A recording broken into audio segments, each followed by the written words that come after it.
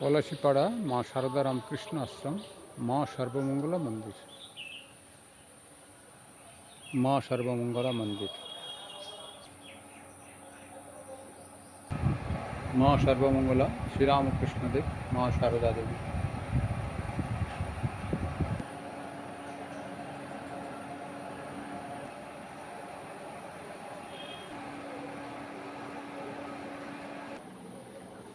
তব কথামৃতম তপ্ত জীবনম কবিভির্ডিতম কলমশাপহম শ্রবণমঙ্গলম শ্রীমদাততম ভুবি গৃণন্তি যে ভুরিদা জনা।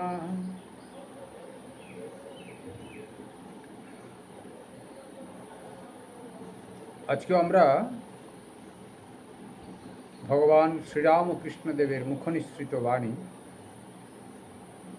শ্রীরামকৃষ্ণ কথামৃতম শ্রীম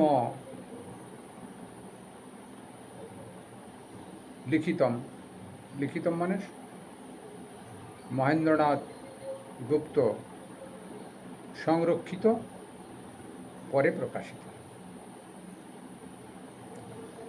এটা হচ্ছে আমাদের দ্বিতীয় খণ্ড চলছিল, পকেট সংস্করণ দ্বিতীয় খণ্ড, নরেন্দ্রপুর থেকে প্রকাশিত। 725 পৃষ্ঠা আজকে পাঠ হবে। যতটা হয়েছিল তার পরেই হবে সম্ভবত। আজকে পর্ব 52, শ্রীরামকৃষ্ণ কথামৃত পর্ব 52, পিবি সম্ভবত পুণ্যবাণী 304 কি 5।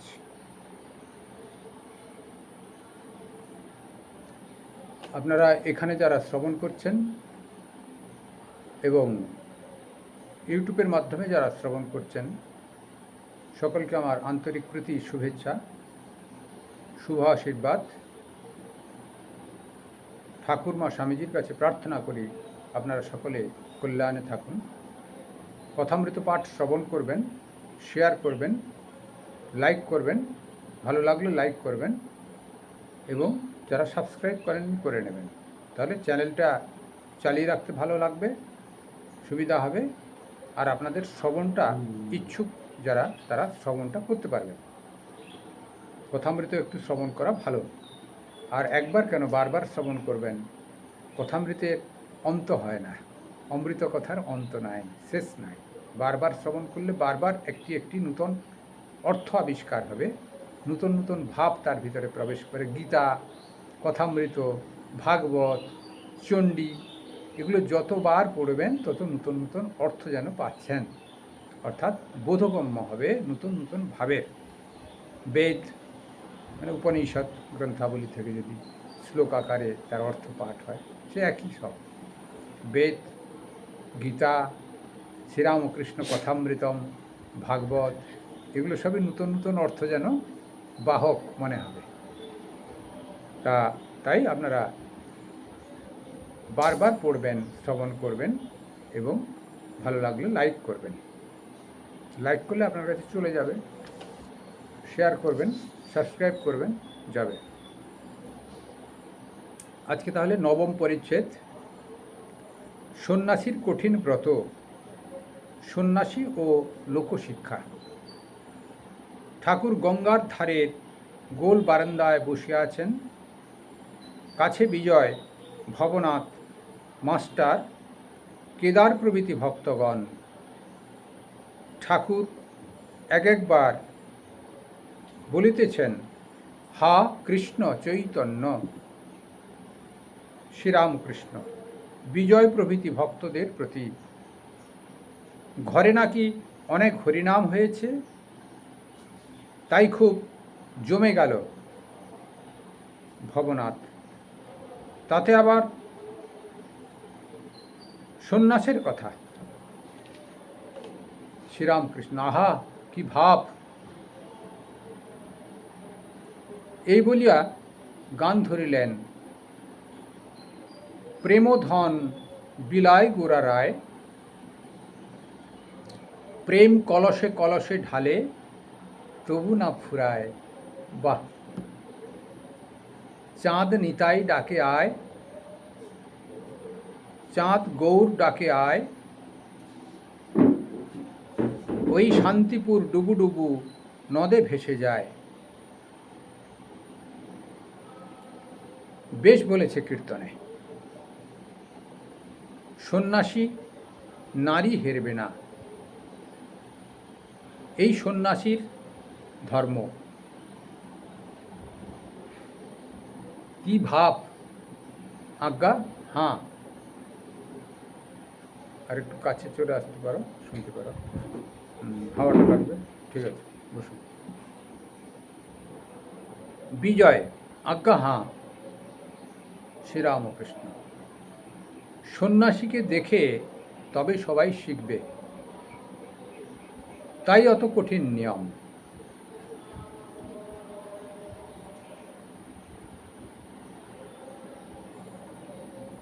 নারীর চিত্রপট পর্যন্ত সন্ন্যাসী দেখবে না, এমনই কঠিন নিয়ম। কালো পাঁঠা মার সেবার জন্য বলি দিতে হয়, কিন্তু একটু ঘা থাকলে হবে না। রমণী সঙ্গত করবে না, মেয়েদের সঙ্গে আলাপন পর্যন্ত করবে না। বিজয়, ছোট হরিদাস ভক্ত মেয়ের সঙ্গে আলাপন করেছিল। চৈতন্যদেব হরিদাসকে ত্যাগ করলে। ভারী সুন্দর কথাগুলো বললেন। আরও একটু সন্ন্যাসীর কঠিন নিয়ম সম্পর্কে বলা আছে, সেটাও পড়ব। সন্ন্যাসীর কঠিন নিয়ম, সন্ন্যাসী ও লোকশিক্ষা। সমাজের মেন দুটি স্তরের লোক বাস করে, এক গৃহস্থ, তারপর সন্ন্যাসী। আগে ছিল আমাদের ব্রহ্মচর্য, গার্হস্থ, বানপ্রস্থ, সন্ন্যাস। এখন ব্রহ্মচর্য হয়তো ছোটবেলায় পালন করে কেউ কেউ, আর কেউ কেউ বেগতিক হয়ে যায়। গার্হস্থ জীবনযাপনও করে বেনিয়মভাবে, শাস্ত্রীয় সিদ্ধান্ত হিসেবে নয়। বানপ্রস্থি আশ্রম নাই, কেউ বানপ্রস্থি আশ্রম পায়। মোহর বাসনা এত বেশি, সংসার ছাড়তে চায় না, ছাড়ার ভাব থাকে না। সন্ন্যাসও তাই। তাই স্বামী বিবেকানন্দ শ্রীরামকৃষ্ণ পরমহংসদেবের নির্দেশে কাকে ঠোকরানো ফল ঠাকুর সেবায় লাগে না, এই ভাবরাশিকে মাথায় দিয়ে গেছিলেন। তা সেখানে ব্রহ্মচর্যের পরে বিবাহ, সংসারে না ঢুকে যেগুলো অফিসিয়ালভাবে বিবাহ বা সমাজের যে বন্ধন, মানুষ যেটাকে দেখছে, সেই হিসাবে বিবাহ বা বিবাহের পরে, বিবাহ মানে গার্হস্থ জীবন, গার্হস্থ জীবনের পরে বানপ্রস্থি জীবন, এই দুটোকে অফ করে দিলেন যারা সন্ন্যাসী হবেন। নূতন সন্ন্যাসী সংগঠন করলেন। কাকে ঠোকরানো ফল ঠাকুর সেবায় লাগে না, অর্থাৎ যে ফল এঁটো হয়ে যায় ভগবানের সেবায় তাকে দেওয়া উচিত নয় বা লাগে না। ঠিক তার এই ঘটনার পরেই ঠাকুর একটি দৃষ্টান্ত দিয়েছেন, কালো পাঁঠা মার সেবায় জন্য বলি দিতে হয়, কিন্তু একটা ঘা থাকলে হয় না, অর্থাৎ খুঁত হয়ে যায়। মায়ের কাছে যাবে নিখুঁত, শুদ্ধ মন, শুদ্ধ বাতাবরণ, শুদ্ধ দেহ, শুদ্ধ প্রাণ, শুদ্ধ ভাব নিয়ে। পাঁঠাকে উপলক্ষ মাত্র, অর্থাৎ যিনি মায়ের উদ্দেশ্যে যাচ্ছেন, পাঁঠা উপলক্ষ করে বলে দিচ্ছেন, তারও সেই ভাব। থাকা উচিত। অর্থাৎ মায়ের কাছে যত এগিয়ে যাওয়া যাবে তত মন পিউরিফাই হবে, এটি পরিষ্কার কথা। সদ্ভাবনায় ভাবিত হয়ে যাবে, মিথ্যে কথা আর হবে না, এবং কামকাঞ্চন থেকে তার মন অতি উচ্চ অবস্থায় চলে যাবে ঈশ্বরমুখী। তখন মা তাকে কৃপা করবেন, অর্থাৎ তিনি দাগমুক্ত হয়ে গেলেন। আর দাগ যেখানে লাগলো তাহলে সাংসারিক চিহ্ন তার সঙ্গে অবস্থান করলো, সেটি সেই জন্যে ঠাকুর সেবায় লাগানো যাবে না বা লাগবে না। কারণ তার মনেতে খুঁতখুত করবে, তার মনে দাগ হয়ে গেছে, আমি ভগবানের প্রতি আকর্ষণ অনুভব করছি না, তার মনে এই ভাবনাটা থাকবে। তা ফলে সেখানে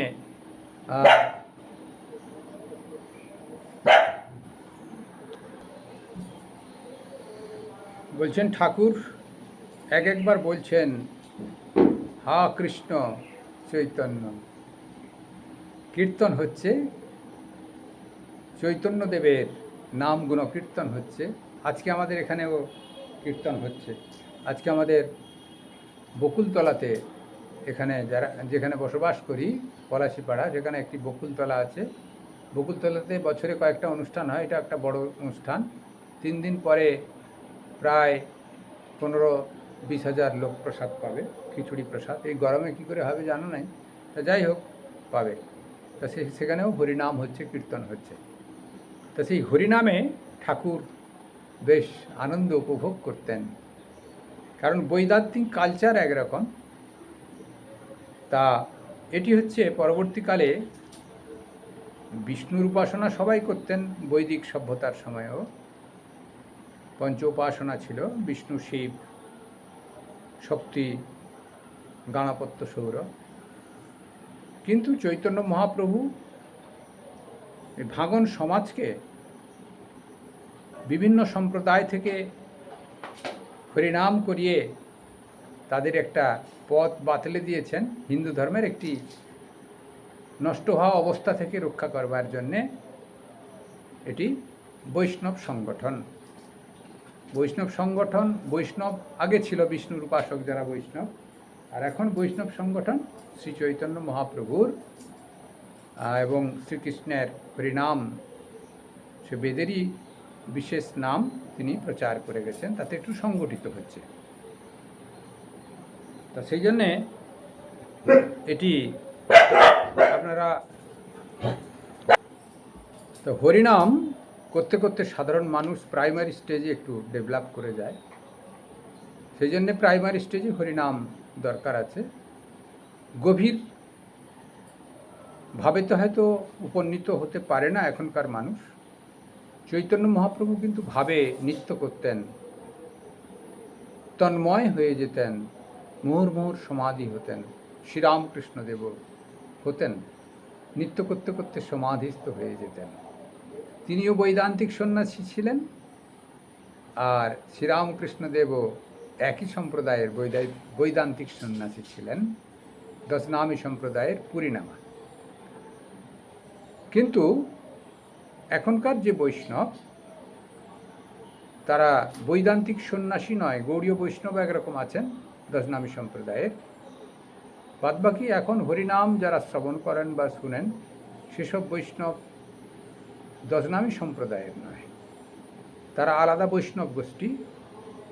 তা যাই হোক, সে ভগবানের নাম করছেন, সে বৈদিকভাবেই হোক আর বৈষ্ণবভাবেই হোক। তা ভগবানের নামের অপূর্ব মহিমা, যে যতটুকু করতে পারে, সাধন ভজন কি হরিনাম যাই করুক, সে কি শক্তির উপাসনা, যারা শক্তি উপাসক, শক্তির নাম এগিয়ে যাবে। কিন্তু সেটা কীরকম হবে? পিউরিটি, পারসিভিয়ারেন্স, পেশেন্স, পবিত্রতা, অধ্যবসায়, ধৈর্য। আর এখানে আরও কড়া কথা বলছেন, সন্ন্যাসীর কঠিন নিয়ম।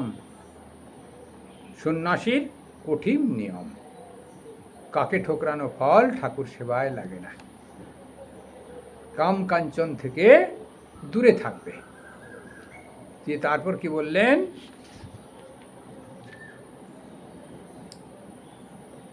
প্রেম ধন বিলায় গোরা রায়। কি ধন বিলায়? প্রেম ধন বিলায়।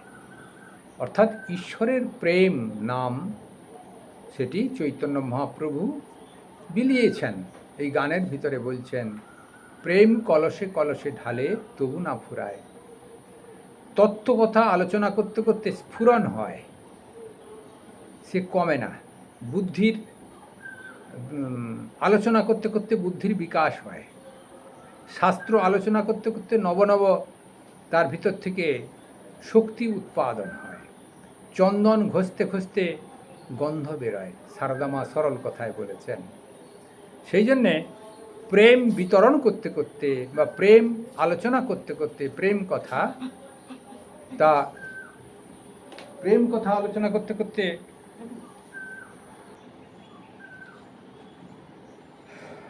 প্রেম কলসে কলসে ঢালে তবু না ফুরোয়। ভগবত তত্ত্ব আলোচনা করতে করতে বিতরণ করতে করতে নূতন নূতন ভাবের নূতন নূতন একটা শক্তির উদ্ভাবনা হয়। সেই জন্যে প্রেম কলসে কলসে যখন ঢালবে, অর্থাৎ ঘটে ঘটে মানুষে মানুষে যখন বিতরণ করবে, সে কখনো ফুরবে না। নূতন নূতন ভাবের উদ্গমন হবে, নূতন নূতন ভাবের বহিঃপ্রকাশ হবে। চাঁদ নিতাই ডাকে আয় আয়, চাঁদ গৌর ডাকে আয়। অর্থাৎ নিতাই গৌর আমাদের সেই সময় যে মুসলমান আক্রমণ, মুসলমান সব ধর্মান্তরিত করে দিচ্ছিল এবং বৈদান্তিক কালচারের ব্রাহ্মণরা একটু কোণঠাসা করার চেষ্টা করেছিল। চৈতন্য মহাপ্রভু সেটিকে নিবারণ করার চেষ্টা করেছেন। ওই নিতাই আর গৌর, চৈতন্য মহাপ্রভু মানে নিমাই আর গৌর, নিতাই, গৌর আর নিতাই। নিমাই যিনি তিনি গৌর, আর নিতাই দুজন এই পরিণাম করে জগতের ভিতরে একটি সাড়া পড়ে দিয়েছিলেন। সেই চারা ফেলার পরেতে মানুষ এক কাট্টা হতে সম্ভবপর হয়েছিলেন, তাতে কিছু ভাঙন রোধ হয়েছিল। এই শান্তিপুর ডুবু ডুবু নদে ভেসে যায়, যাই হোক গানের ভিতর দিয়ে এটি প্রকাশ করেছেন। তারপর কি বলছেন? সন্ন্যাসী নারী হেরবে না, সন্ন্যাসী নারী দর্শন করবে না, কঠিন নিয়ম। সন্ন্যাসীর ধর্ম নারী দর্শন করবে না, নারীর ভাবনায় থাকবে না, এটি কঠিন নিয়ম। চৈতন্য মহাপ্রভু তার হরিদাস বলে একটি ভক্ত ছিল, তিনি এক ভক্ত মেয়ের সঙ্গে আলাপন করেছিলেন। চৈতন্য মহাপ্রভু জানতে পেরে দৃষ্টান্ত স্বরূপ তাকে ত্যাগ করেছিলেন। তাই বলে সাধুরা কি মেয়েদের সঙ্গে কথা বলে না? তা নয়, মাতৃজ্ঞানে কথা বলবেন। সংগঠন চালানোর ক্ষেত্রেতে প্রয়োজন আছে, ভক্ত ছাড়া তো সংগঠন চলে না। আর দীক্ষা দিলে তো ভক্ত বৃদ্ধি হবে, তা দীক্ষা দিবে কাকে যদি তার ভিতরেতে মায়েরাও তো আসতেই পারে। সেই জন্যে বলছেন মাতৃজ্ঞান করে যদি কথা বলতে হয়, মাতৃজ্ঞান করে বলতে হবে। দৃষ্টান্ত স্বরূপ হরিদাসকে আমাদের চৈতন্যদেব বা নিমাই যাকে বলা হয়, তিনি ত্যাগ করেছিলেন, এটি বললেন। তারপর বলছেন শ্রীরামকৃষ্ণদেব কি বলছেন? কালো পাঁঠা মার সেবার জন্য বলি দিতে হয়। তাতে মায়েরকে কালী পাঁঠার, মা কালীকে পাঁঠার বলি দেওয়া হয়। এটি কথামৃতেতে আমরা যতই বারণ করি, যা করি, ঠাকুর স্বীকৃতি দিয়ে গেছেন। এবার সেই পাঁঠাটি কেমন হবে? নিখুঁত হবে। আমরা একটি পাঁঠা ধরে নিতে হবে, যেসব পাঁঠা মায়ের জন্য বলি প্রদত্ত, সেই নিখুঁত হওয়া চাই। অর্থাৎ পবিত্রতায় নিখুঁত হবে, ব্রহ্মচর্য পরায়ণ হবে, সত্যনিষ্ঠ হবে এবং আকুমার ব্রহ্মচারী হবে। এইসব পবিত্রতার ভিতর দিয়ে যিনি ওই শরীর মন তৈরি করেছেন, তিনিই কেবল সন্ন্যাসের অধিকারী, মায়ের কাছে বলিদানের অধিকারী, মাকে পাওয়ার অধিকারী। একথা বলছেন। বলিদান অর্থাৎ এখানে মায়ের আত্মসমর্পণ করা, মাকে লাভ করা, এটি বলছেন। তারপর কি বললেন? সন্ন্যাসীর পক্ষে কামিনী আর কাঞ্চন যেমন সুন্দরীর পক্ষে তার গায়ের বোটকা গন্ধ। মেয়েরা সুন্দরী অথচ গা যদি গন্ধ হয়, সংসারের দিক দিয়ে তা পুরুষরা তার কাছে আকর্ষণ কম বোধ করবে। এটি ঠাকুর মজাক করে বলে দিলেন, সুন্দরী নারী তার যদি বোটকা গন্ধ গা হয়, কেউ ধারে পাশে যাবে না। ধরুন কারোর গা আঁচটে গন্ধ হলো, তার কার কিছু হলো, তাহলে মানুষ তার কাছে ঘেঁটবে না। সেই রকম যদি সন্ন্যাসীও হয়, তার ভিতরে যদি কোনো দোষযুক্ত বেশি দোষযুক্ত থাকে, তাহলে ভগবানের কাছে সে যেতে পারবে না। তার গায়েতে বোটকা গন্ধ আছে, অর্থাৎ পিউরিফিকেশান নাই, তাই মাকে পাওয়া যাবে না, অর্থাৎ আত্মসন্দর্শন হওয়া মুশকিল হবে, একথা বলছেন। মারোয়ারি আমার নামে টাকা লিখে দিতে চাইলে, মথুর জমি লিখে দিতে চাইলে, তা লতে পারলাম না। ভারী সুন্দর, এটুকু পড়ে নি। সন্ন্যাসীর ভারী কঠিন নিয়ম। যখন সাধু সন্ন্যাসী সেজেছে, তখন ঠিক সাধু সন্ন্যাসীর মতো কাজ করতে হবে। থিয়েটারে দেখো নাই, যে রাজা সাজে সে রাজারই পাঠ করে, রাজারই অভিনয় করে, রাজাই সাজে। যে মন্ত্রী সাজে সে মন্ত্রীরই অভিনয় করে, মন্ত্রীই সাজে। একজন বহুরূপী ত্যাগী সাধু সেজেছিল। বাবুরা তাকে একতোড়া টাকা দিতে গেলে সে হুশ করে চলে গেল। টাকা ছুঁইও না, টাকা ছুঁলেও না। কিন্তু খানিক পরে গা হাত পা ধুইয়ে নিজের কাপড় পরে এলো। বললে, কি দিয়েছিলেন, এখন দাও। যখন সাধু সেজেছিল তখন টাকা ছুঁতে পারে নাই, এখন 4 আনা দিলেও হয়। কিন্তু পরমহংস অবস্থায় বালক হয়ে যায়। 5 বছরের বালকের স্ত্রী পুরুষ জ্ঞান নাই। তবু লোকশিক্ষার জন্যে সাবধান হতে হয়। তার মানে কি বললেন এখানে, যদিও তিনি ব্রহ্মজ্ঞানী হয়ে যান, তাহলে লোকশিক্ষার জন্যেও তফাতে থাকতে হবে, একথা বলছেন। শ্রীরামকৃষ্ণ নিজে পরমহংস ব্রহ্মজ্ঞানী মহাপুরুষ, তিনি মাতৃজ্ঞানে সবাইকে সন্দর্শন করতেন এবং ত্যাগী সন্তানদের এই শিক্ষাগুলো দিতেন, যাতে এই যে পরবর্তীকালে বড় সংগঠন সম্ভব হয়েছে। এই শ্রীরামকৃষ্ণদেব এই কঠিন নিয়ম যদি পরামর্শ আমাদের স্বামীজিকে না দিতেন, নরেন্দ্রনাথকে না দিতেন, নবভাবের এত বড় সংগঠন চলতে পারত না। এই বেলুড় মঠের যে রামকৃষ্ণ মঠ অ্যান্ড মিশন সংগঠন, তাছাড়াও তার বাইরে অনেক সাধু কুঠিয়া করে আছেন, ছোট ছোট আশ্রম করে আছেন রামকৃষ্ণ ভাবধারার বহু সাধু, হাজার হাজার সাধু। তা সেটি সম্ভব হতো না যদি শ্রীরামকৃষ্ণদেব ওই কঠিন নিয়ম না করে যেতেন। কারণ অন্যান্য ধর্ম সংগঠনগুলো প্রায় অবহেলিত, প্রায় বিপন্ন, প্রায় দুরাবস্থায় চলছে। পরবর্তীকালে ইস্কন হয়েছে। আমার বিপক্ষে আমি কথা বলি না, আলোচনার ক্ষেত্রে পড়ল, তাদের যে ভাবরাশি দেখছি আমি, বিপন্ন হতে বেশি সময় নয় আমার যত দূর মনে হয়। 200-300 বছরের ভিতরে হয়তো নষ্ট হয়ে যাবে। ওদের টাকা আর স্ত্রীলোক যেটি শ্রীরামকৃষ্ণদেব বারণ করেছেন, সেটির প্রতি ওদের গুরুত্ব বেশি হয়ে দাঁড়িয়েছে। অর্থ উপার্জন এবং মেয়েদের সঙ্গে নৃত্য করা, এটি খারাপ। মেয়েরা থাকবে, সবই হবে, কিন্তু ভক্ত হিসাবে থাকবে, ডিস্ট্যান্স, দূরত্ব বজায় থাকবে, তাহলে ঠিক থাকতো।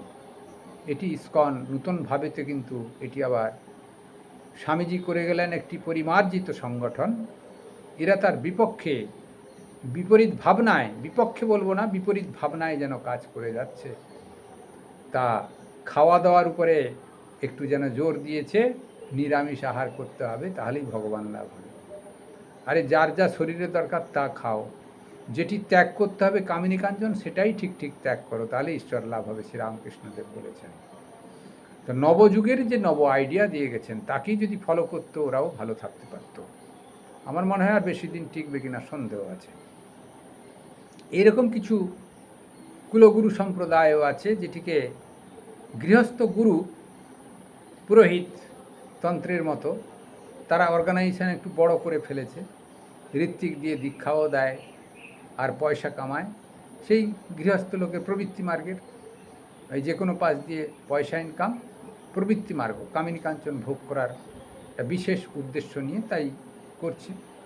তা সেটাও ভালো নয়, সেটা গৃহস্থের মাধ্যম দিয়ে বেশি বর্তাচ্ছে। নষ্ট হয়ে গেলেই ভালো, বন্ধ হয়ে গেলেই ভালো। সমাজের আমাদের সনাতন ধর্মটাকে রক্ষা করা যাবে, যেগুলো কালিমা আছে তাকে মুক্ত করা দরকার। যাক, আজকের 26 মিনিট হয়েছে, আর একটু আলোচনা করব। একজন বহুরূপী ত্যাগী সাধু সেজেছিল, বাবুরা তাকে 1 তোড়া টাকা দিতে গেল, বহুরূপী কিন্তু নিল না, কারণ বহুরূপী সাধু সেজেছে। সাধু যখন সেজেছে তাকে সাধুর মতোই থাকতে হবে, তাই সে টাকা নিল না। সেই সাজগোজ ছেড়ে দিয়ে ওইখানে মুছবে না, ওইখানে সিমেন্ট মুছছে। তো সাধু সেজেছে, তা সাধু সেজেছে মানে সাধুর ভাবে তাকে ভাবিত হয়েছে। যখন যাত্রা অভিনয় হয় সাধুর ভাবে ভাবিত হতে হয়। কেউ শিবের অভিনয় করে, শিবের ভাবে ভাবিত হতে হয়। কেউ পুরুষ মেয়ের অভিনয় করছে, তাকে মেয়ের ভাবে, মেয়ের শরীর ধারণ করিয়ে মেয়ের ভাবে তাকে কথাবার্তা বলতে হয়, তবে অভিনয়টা ঠিক হবে। তাই যিনি সাধু হবেন তিনি কামকাঞ্চন ত্যাগী এবং ঈশ্বর অনুরাগী, বিষয় বিরাগী ভাবনায় তাহলে ঠিক ঠিক সাধু হওয়া যাবে। তা তিনি হাত পা ধুয়ে এসে যিনি টাকা দিবেন বলছিলেন নিলেন, অর্থাৎ তখন আমি সাধু সেজেছিলাম, তাই টাকা ছুঁতে পারবো না, এখন আমি নেব সংসার পরিচালনার জন্য। সেই জন্যে যে অবস্থায় আছে সেই আদর্শ তাকে ফলো করতে হবে। তাই সন্ন্যাসীর এত কঠিন নিয়ম, সন্ন্যাসী কামকাঞ্চন ত্যাগী হবে। ওই কি খাবে কি খাবে না এটি বড় জিনিস নয়, কাম আর কাঞ্চন ত্যাগী হলে তার ঈশ্বর লাভ হবে। শ্রীরামকৃষ্ণদেব তাই বলছেন যে সন্ন্যাসীর কঠিন নিয়ম, তিনি কাম কাঞ্চন ত্যাগী হবেন। সন্ন্যাসী লোকশিক্ষার জন্যে, অন্তত যারা ব্রহ্মজ্ঞানী মহাপুরুষ তারাও লোকশিক্ষার জন্যে তিনি এই স্ত্রীলোককে তফাতে রাখার চেষ্টা করবেন।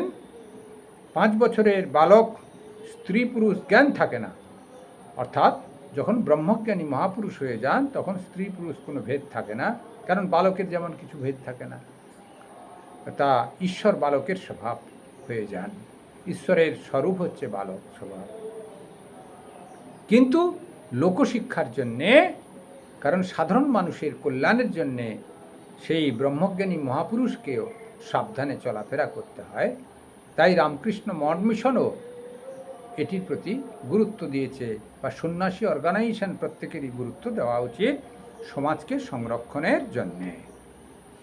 তা আজকে এই পর্যন্ত থাকুক। সর্বে ভবন্তু সুখিনঃ, সর্বে সন্তু নিরাময়া, সর্বে ভদ্রাণি পশ্যন্তু, মা কশ্চিৎ দুঃখমাং ভবেৎ। ওম নিরঞ্জনম নিত্যমনন্তরূপম ভক্তানুকম্পাধিত বিগ্রহম বহি ঈশাবতারং পরমেশমিড্ডম তম রামকৃষ্ণম শিরসা নমামি। সকলের মঙ্গল করুন, সকলে ভালো থাকুন। কল্যাণমস্তু, কল্যাণমস্তু, কল্যাণমস্তু। অবশ্যই কথামৃত শ্রবণ করবেন এবং শেয়ার করবেন, বারবার শ্রবণ করবেন, কল্যাণ সাধন হবে। সন্ন্যাসীর কঠিন নিয়ম, কামিনী কাঞ্চন ত্যাগ, এইটি মূল কথা সন্ন্যাসী সংগঠনের। জয় ঠাকুর, জয় মা, জয় স্বামীজি।